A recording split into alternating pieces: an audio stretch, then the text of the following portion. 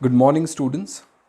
आज micro economics की class में हम लोग को दो टॉपिक कवर करने हैं। पहला टॉपिक क्या कवर करना है, एक टॉपिक कवर करना है सेंट्रल प्रॉब्लम और दूसरा टॉपिक क्या कवर करना है, प्रोडक्शन पॉसिबिलिटी कर्व, जिसको शॉर्ट में हम लोग पीपीसी भी बोलते हैं और इसका दूसरा नाम जो है वो है पीपीएफ। क्लियर? अच्छा, एक चीज़ इंपॉर्टेंट है, ये नए टर्म है आपके लिए, क्योंकि अभी अभी तो आपने क्लास 11th में एंट्री ली है। तो जब ये नए टर्म है ना, तो इनको थोड़ा सा ध्यान से समझना। राइट? है सिंपल, लेकिन अगर आप इनको ना बहुत ज़्यादा पैनिक होकर समझोगे तो प्रॉब्लम हो जाएगी। ओके, सबसे पहला टॉपिक उठाते हैं सेंट्रल प्रॉब्लम।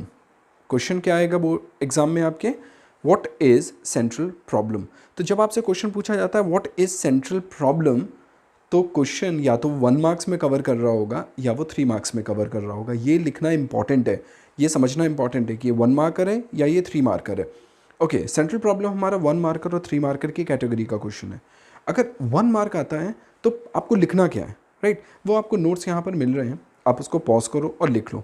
मेरा काम है समझाना, तो बहुत ही क्लियरली समझ लो। सेंट्रल प्रॉब्लम का नाम सेंट्रल क्यों पड़ा?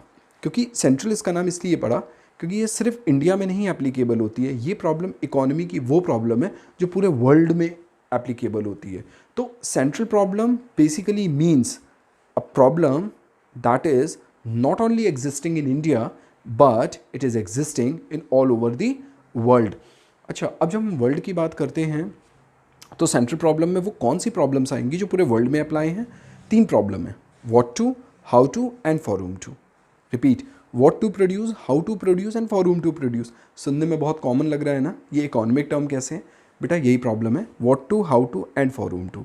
मीन्स अगर आप बिजनेस करने निकले हो, कुछ भी आपके पास अमाउंट है, तो आपके पास सबसे पहला क्वेश्चन क्या आएगा? What to produce. दूसरा क्वेश्चन क्या आएगा? How to produce.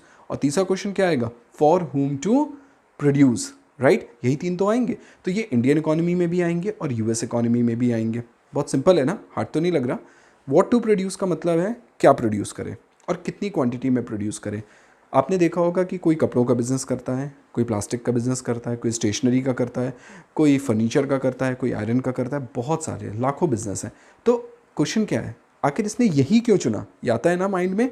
तो ये डिपेंड करता है सिचुएशंस पर, कैसा रॉ मटेरियल अवेलेबल है, क्या चीज़ें अवेलेबल हैं। खैर, ये तो मैंने आपको समझाने के लिए थोड़ा डीप ले लिया, लेकिन व्हाट टू प्रोड्यूस में आपको सिर्फ इतना याद रखना है कि क्या प्रोड्यूस करें।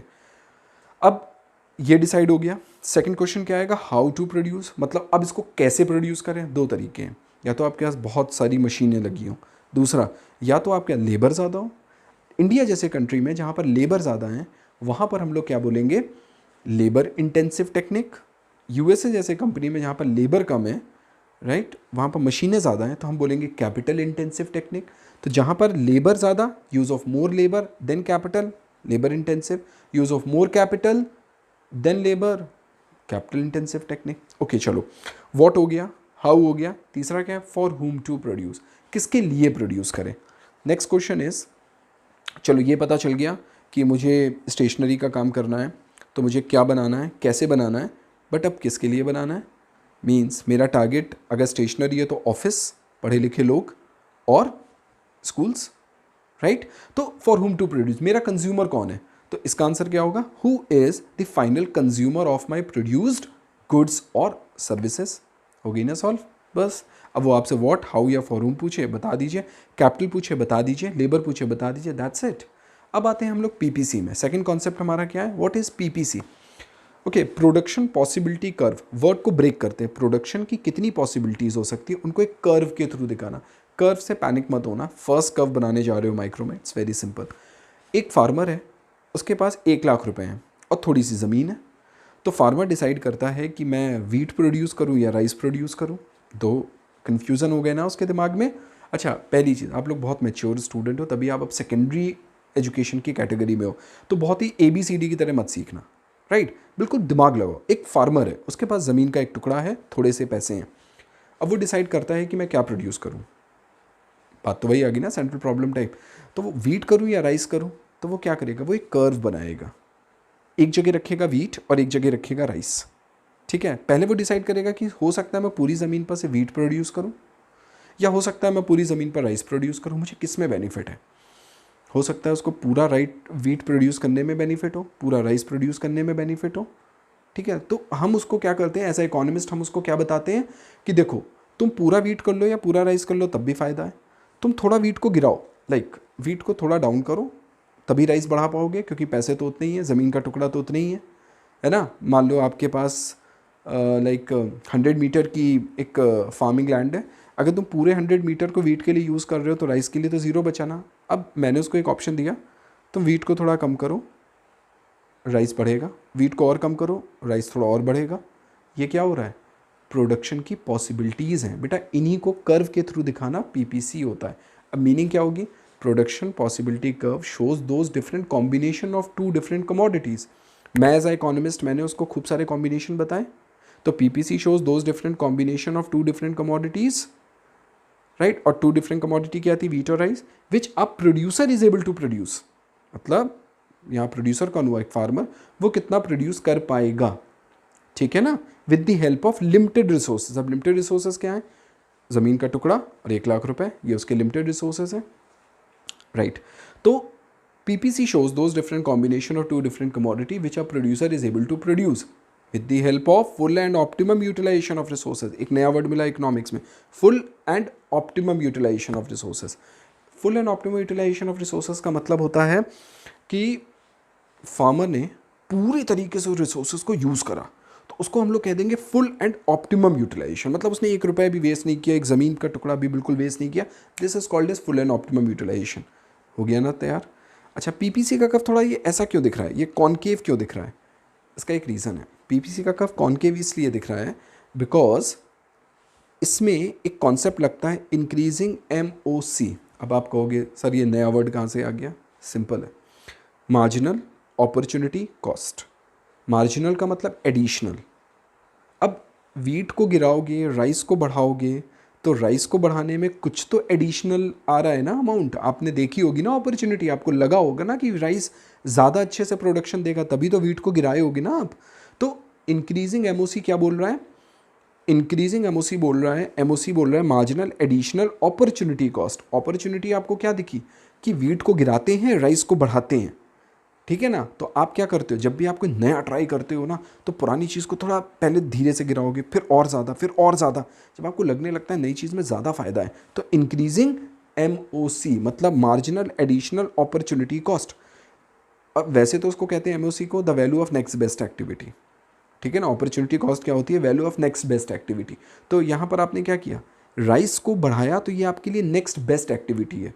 आपको लगा राइस को प्रोड्यूस करने में ज़्यादा फ़ायदा है, तो आपने सोचा ये बेस्ट एक्टिविटी है ना। तो एमओसी कॉन्सेप्ट यहीं से लिया गया है।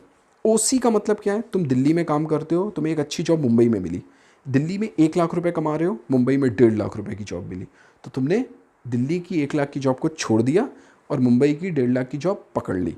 तो ये जो 1 लाख छोड़ दिया, इसको बोलेंगे अपॉर्चुनिटी कॉस्ट। अपॉर्चुनिटी क्या है, मुंबई की जॉब, और कॉस्ट क्या है, ये जो 1 लाख रुपए दिल्ली में छोड़ के जा रहे हो, बस सेम यहाँ पर समझ लो। वीट को जो जितना हिस्सा तुमने वीट का छोड़ दिया वो है कॉस्ट, और कितना हिस्सा पकड़ लिया वो है अपॉर्चुनिटी। तो राइस की अपॉर्चुनिटी को पकड़ने के लिए तुमने वीट का कितना हिस्सा छोड़ दिया, इसी को बोलते हैं अपॉर्चुनिटी कॉस्ट। और ये तुम बार बार कर रहे हो, इसलिए मार्जिनल वर्ड यूज़ हुआ। मार्जिनल वर्ड का मतलब एडिशनल, सिंपल। तो पीपीसी का कर्व कैसे बनेगा, कॉनकेव। और क्यों बनेगा, क्योंकि इंक्रीजिंग एमओसी। अच्छा, कॉनकेव क्यों है, क्योंकि पहले थोड़ा गिराया, थोड़ा बढ़ाया, और गिराया और बढ़ाया, बस ये प्रोसेस चलता है, इसलिए ये कॉनकेव हो जाता है। शेड्यूल बहुत सिंपल है, शेड्यूल आपके सामने है। हम 0 1 2 3 4 5 करके उसको प्रोड्यूस कर रहे हैं। पहले हमने उसको क्या किया, पहले उसको कम गिराया, है ना। एमओसी में उसको पहले हमने 1 यूनिट गिराया, फिर 2 यूनिट गिराया, फिर 3 यूनिट, फिर 4 यूनिट, मतलब इंक्रीजिंग में बढ़ रहे हैं, बस। This is called as PPC. अच्छा, पीपीसी में 3 कॉन्सेप्ट और मिलेंगे आपको। एक, मैंने आपको बोला था ना कि फार्मर पूरे रिसोर्सेज को अच्छे तरीके से यूटिलाइज़ कर रहा है। तो अगर फार्मर पूरे रिसोर्सेज को अच्छे तरीके से यूटिलाइज़ कर रहा है, तो पॉइंट, उसके सारे पॉइंट कर्व पर आएंगे। कर्व क्या है, एक तरीके की एक पॉइंट है जो बताती है मैं अपने रिसोर्सेज को पूरा यूटिलाइज़ कर रहा हूँ, तो पॉइंट कर्व पर आएंगे। अगर कभी ऐसा हो जाता है कि फार्मर ने अपनी कोई लैंड का हिस्सा बेकार कर दिया, नहीं अच्छे से यूज़ करा या पैसे वेस्ट कर दिए, तो पॉइंट अंदर आ जाएगा, इनसाइड, और बाहर तो जा नहीं सकता, क्योंकि जब पूरी तरीके से तुम यूज़ कर रहे हो तो टॉप पर हो। अब टॉप के ऊपर क्या जाओगे, 100 आउट ऑफ 100 ले आया, 100 के ऊपर क्या जाओगे, तो ये लाइन वही है 100 आउट ऑफ 100। इसके नीचे आ सकते हो बट बाहर नहीं जा सकते हो। अच्छा, 2 रीज़न और होते हैं कि कभी कभी कर्व शिफ्ट कर जाता है आगे की तरफ। इसका मतलब होता है कि तुम्हारे पास टेक्नोलॉजी अच्छी आ गई तो अब तुम प्रोडक्शन और करोगे। तुम्हारे पास लैंड थोड़ी तुमने और ख़रीद ली तो तुम प्रोडक्शन और करोगे। तुम्हारी इकोनॉमी में ग्रोथ होगी, इंडिया डेवलप कर रहा है तो कर्व थोड़ा और बढ़ेगा, प्रोडक्शन थोड़ा और बढ़ेगा। तो 3 बातें हो गई जो राइटवर्ड शिफ्ट करती हैं। पहला, improvement in technology, increase in resources, और तीसरा क्या, ग्रोथ इन इकोनॉमी। इसी का जस्ट ऑपोजिट कर दो, पुअर टेक्नोलॉजी, कर्व पीछे, डिक्रीज इन रिसोर्सेज, रिसोर्सेज आपके मान लो ख़राब हो गए, पैसा आपका डूब गया है ना, लॉस हो गया, डिक्रीज इन रिसोर्सेज, राइट। और तीसरा क्या, under growth of economy. Under growth of economy क्या कहती है कि आपकी इकोनॉमी की ग्रोथ कम है, दैट्स इट। तो पीपीसी के क्या होता है, पीपीसी सीख लिया, schedule diagram, curve explanation, point inside outside, on the, ये भी सीख लिया, आउटसाइड तो हो नहीं सकता, फुल पर full utilisation, inside under utilisation, और तीसरा शिफ्ट्स, दैट्स इट, राइट। कभी कभी क्वेश्चन ये भी पूछ रहा, क्या पीपीसी का कब कॉन्वेक्स हो सकता है, कब होगा, डिक्रीजिंग एमओसी, मतलब इंक्रीजिंग में कॉन्केव है तो डिक्रीजिंग में पीछे की साइड बन जाएगा। कभी कभी वो क्वेश्चन आपसे पूछ लेता है कि क्या पीपीसी का कर्व ऐसा हो सकता है कि पीपीसी का कर्व स्ट्रेट हो जाए, बिल्कुल हो सकता है। जितना तुम वीट गिराओगे उतना ही राइस बढ़ाओगे तो वो क्या हो गया, स्ट्रेट हो गया। इससे सिंपल कॉन्सेप्ट नहीं हो सकता, राइट। चलो रिवाइज करो, नोट्स बनाओ, मिलते हैं नेक्स्ट क्लास में।